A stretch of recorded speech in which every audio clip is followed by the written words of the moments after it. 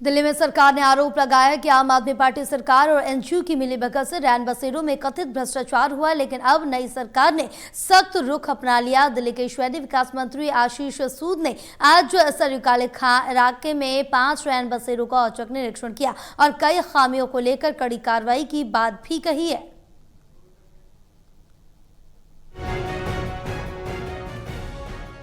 दिल्ली सरकार के शहरी विकास मंत्री आशीष सूद ने सराय काले खान में बनाए गए 5 रैन बसेरों का औचक निरीक्षण किया। निरीक्षण के दौरान मंत्री को कई अनियमितताएं और अव्यवस्थाएं नजर आई। मंत्री ने मौके पर ही DUSIB और रैन बसेरों को संचालित कर रही एनजीओ को कड़ी फटकार लगाई है। हमें बहुत दिन से, जिस दिन से हम सरकार में आए हैं, हमें रैन बसेरों की व्यवस्थाओं के बारे में लगातार बड़ी शिकायतें मिल रही थी।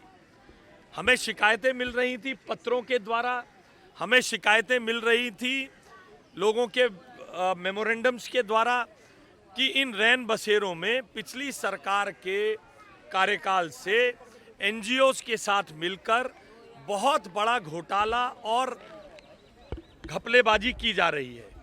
सैकड़ों लोगों की नियुक्ति इन रैन बसेरों की व्यवस्था करने के लिए सरकार ने की थी। हमें शिकायतें लगातार मिल रही हैं कि इन रैन बसेरों में ना तो उतने लोग नियुक्त किए गए हैं और भ्रष्ट नेता, आम आदमी पार्टी सरकार के भ्रष्ट नेता और उनके इशारे पर चलने वाली एनजीओ और अधिकारियों के साथ मिलकर बड़े पैमाने पर धोखाधड़ी की जा रही है। आशीष सूद ने कहा कि रैन बसेरों में भारी भ्रष्टाचार और घोटाले की शिकायतें मिल रही थी। मौके पर आकर देखा तो कई गंभीर खामियां मिली। उन्होंने कहा कि हम विजिलेंस जांच कराएंगे और जरूरत पड़ी तो सीबीआई जांच भी कराएंगे। हम इसकी जांच कराएंगे, जरूरत पड़ी तो सीबीआई से भी जांच कराएंगे। हम इन गरीब लोगों के साथ, जिनको आश्रय देना, जिनकी सेवा करना सरकार के तौर पर हमारा दायित्व है, उनके साथ हो रहे इस भ्रष्टाचार, उनके नाम पर हो रहे इस भ्रष्टाचार के खिलाफ हम चुप नहीं रहेंगे। हमने लगातार एनजीओज को सूचना दी थी कि आपके संदर्भ में इन शिकायतों को यहाँ के भ्रष्ट अधिकारियों के, जो पहले भ्रष्ट नेताओं के साथ मिले हुए लोग हैं, उनको जानकारी दी थी। मगर अब मुझे लगता है कि समय आ गया है, इसकी गंभीर जांच हो।